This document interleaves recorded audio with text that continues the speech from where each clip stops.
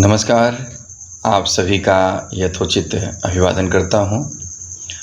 और आइए आज अलंकार के इस कक्षा में हम उपमा अलंकार और रूपक अलंकार का अध्ययन करते हैं। आपको पुनः अवगत करा दूं कि हम उपमा अलंकार और रूपक अलंकार का अध्ययन साहित्य दर्पण के अनुसार करेंगे। आचार्य विश्वनाथ ने साहित्य दर्पण के 10वें परिच्छेद में अलंकारों का विवेचन किया है। अर्थालंकारों में उपमा अलंकार प्रमुख रूप से परिगणित होता है, या यूँ भी कह सकते हैं कि अर्थालंकारों में सर्वप्रथम उपमा अलंकार की चर्चा की जाती है। तो आइए हम देखते हैं कि उपमा अलंकार का क्या लक्षण है और क्या उदाहरण आचार्य विश्वनाथ ने प्रस्तुत किया है। तो उपमा अलंकार का लक्षण है साम्यम वाच्यम वैधर्म्यम वाक्यैक्य उपमा द्वयोः। पुनः देखते हैं, साम्यम वाच्यम वैधर्म्यम वाक्यैक्य उपमा द्वयोः। क्या तात्पर्य है इसका? तो एक वाक्य से तात्पर्य किसी एक पद्य में, द्वयोः दोनों की अर्थात उपमेय और उपमान की, अवैधर्म्यम साम्यम वाच्यम वैधर्म्य रहित जो साम्य वाच्य है उस साम्य को उपमा अलंकार कहा जाता है। साधारण रूप से कहें तो उपमेय और उपमान में जो सादृश्य होता है उस सादृश्य को ही हम उपमा अलंकार कहते हैं। आइए उदाहरण देखते हैं। सर्वप्रथम हमें यह समझ लेना चाहिए कि उपमा के 4 अंग होते हैं: उपमेय, उपमान, साधारण धर्म और उपमावाचक शब्द। उपमेय किसे कहते हैं? तो जिसकी तुलना की जाती है उसे हम उपमेय के रूप में जानते हैं। उपमान जिसके साथ तुलना की जाती है वह उपमान के रूप में परिगणित होता है।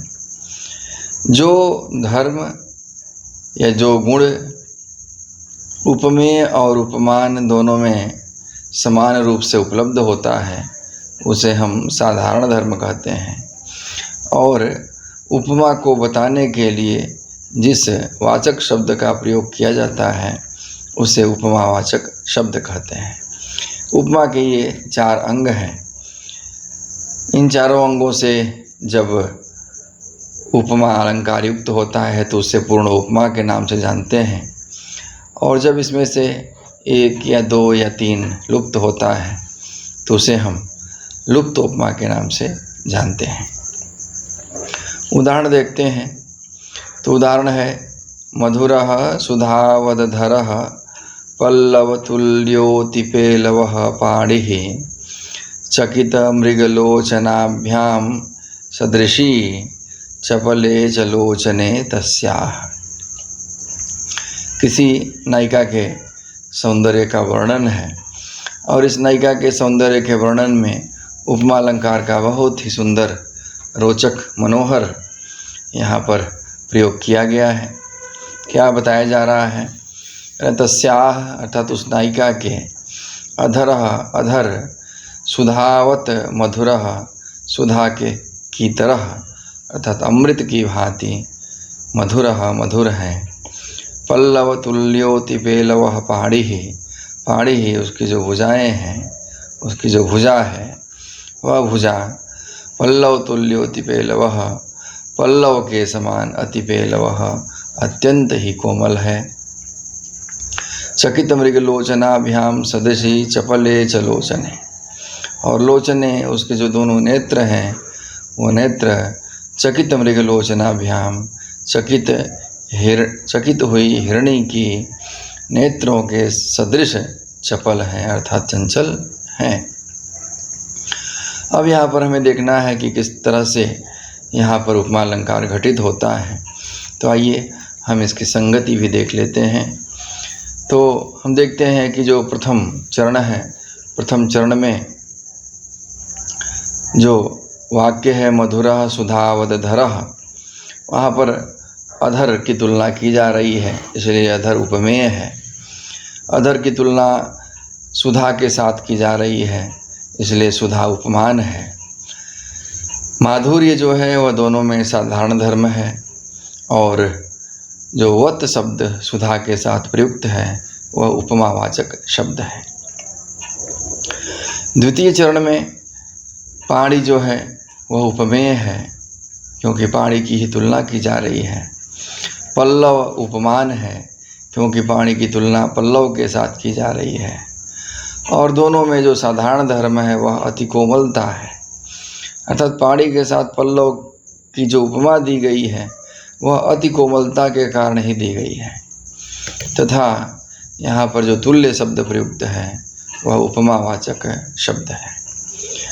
द्वितीय पंक्ति में देखते हैं तो लोचन यहाँ पर उपमेय है, नायिका के जो नेत्र हैं वो उपमेय हैं, क्योंकि उन्हीं की उपमा दी जा रही है।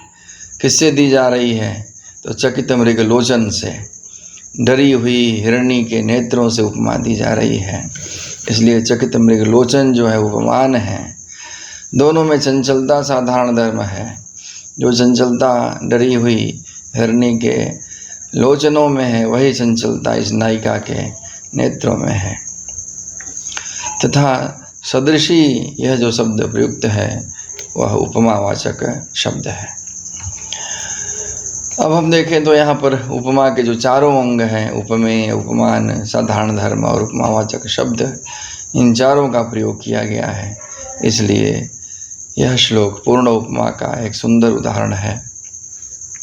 हमें ध्यान रखना चाहिए कि आचार्यों ने उपमावाचक शब्द के रूप में इव, तुल्य, सदृश, वत, यथा आदि शब्दों की गणना की है।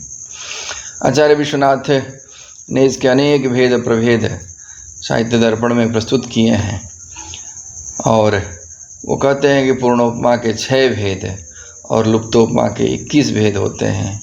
इस तरह से अगर हम दोनों को जोड़ लें तो दोनों की संख्या 27 हो जाती है, अर्थात उपमा अलंकार के 27 भेद होते हैं। यह हमें जानना चाहिए। अब आगे चलते हैं, रूपक अलंकार को देख लेते हैं कि रूपक का क्या लक्षण है और कहाँ पर रूपक अलंकार घटित होता है। तो आचार्य विश्वनाथ ने जो लक्षण दिया वह लक्षण है रूपकम रूपितारोपो विषये निरपहनवे। पुनः देखिए, रूपकम रूपितारोपो विषये निरपहनवे, क्या तात्पर्य है? तो निरपहनवे, निरपहनव अर्थात निषेध रहित विषय में, निरपहनवे विषये, निरपहनव विषय में, विषय से तात्पर्य उपमेय से है, अर्थात निषेध रहित विषय में न छुपाए हुए विषय में, उपमेय में। रूपितारोपो, रूपित का जो आरोप होता है, रूपित से तात्पर्य उपमान का, उपमान है। तो निरपहनव अर्थात प्रस्तुत, प्रकट विषय में, उपमेय में उपमान के आरोप को रूपक अलंकार कहते हैं। ऐसे समझें कि जहाँ उपमेय में उपमान का अभेद आरोप होता हो वह रूपक अलंकार के द्वारा जाना जाता है, अर्थात वहाँ पर रूपक अलंकार होता है। उदाहरण देखते हैं, पान्तु वो जलदश्यामाः सारंगज्याघातकर्कशाः त्रैलोक्यमण्डपस्तंभाश्चत्वारो हरिबाहवः। पुनः देखिए, पान्तु वो जलदश्यामाः सारंगज्याघातकर्कशाः त्रैलोक्यमण्डपस्तंभाश्चत्वारो हरिबाहवः। यहाँ पर भगवान विष्णु की स्तुति है और कहा जा रहा है कि भगवान विष्णु की जो भुजाएं हैं वह आपकी रक्षा करें। तो उनकी उपमा दी जा रही, कैसी हैं भुजाएं वो? करें कि पांतु ओ जलद श्यामा, जलद के समान जो श्याम है। और सारंगज्याघात कर्कशाह, सारंग धनुष की प्रत्यंचा के आघात से जो कर्कश है। और त्रैलोक्य मंडप स्तंभा, त्रैलोक्य रूपी जो मंडप है उस मंडप में स्तंभा, स्तंभ रूपी चत्वारो हरिबाहवः, हरि की चारों भुजाएं वह पांतु आपकी रक्षा करें। अब इस तरह से भगवान विष्णु की स्तुति की जा रही है। अब यहाँ पर हमें देखना है कि कैसे रूपक अलंकार घटित होता है। तो जैसा कि हमने देखा कि अगर उपमेय में उपमान का आरोप हो रहा हो, अभेद आरोप हो रहा हो, तो वहाँ पर रूपक अलंकार होता है। अब यहाँ पर जो त्रैलोक्य है वह उपमेय है और मंडप जो है वह उपमान है। तो त्रैलोक्य रूपी उपमेय पर मंडप रूपी उपमान का अभेद आरोप किया जा रहा है।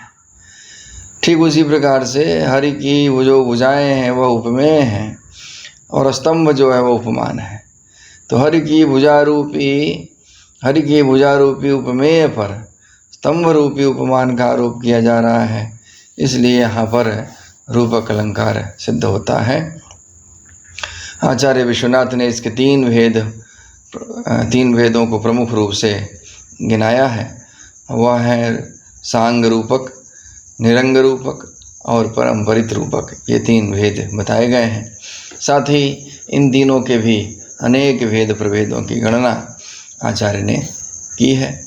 तो यह सामान्य रूप से आप सभी के सम्मुख उपमा अलंकार और रूपक अलंकार का परिचय रहा। संगति अन्विति जिस तरह से लिखी गई है आपको परीक्षा में उसी तरह से लिखना चाहिए। सर्वप्रथम जो तरीका यहाँ पर बताया गया है उसी तरीके का, उसी पद्धति का पालन करते हुए सर्वप्रथम आपको अलंकार का लक्षण, पुनः उसका अर्थ, फिर उदाहरण, और उदाहरण का अर्थ आप चाहें तो लिखें, न चाहें तो न भी लिखें, लेकिन उसके बाद संगति अवश्य दिखाएं ताकि यह ज्ञात हो सके कि इस श्लोक में कैसे यह अलंकार घटित हो रहा है। तो इन्हीं दोनों अलंकारों के परिचय के साथ आप सभी को पुनः एक बार नमस्कार और धन्यवाद है।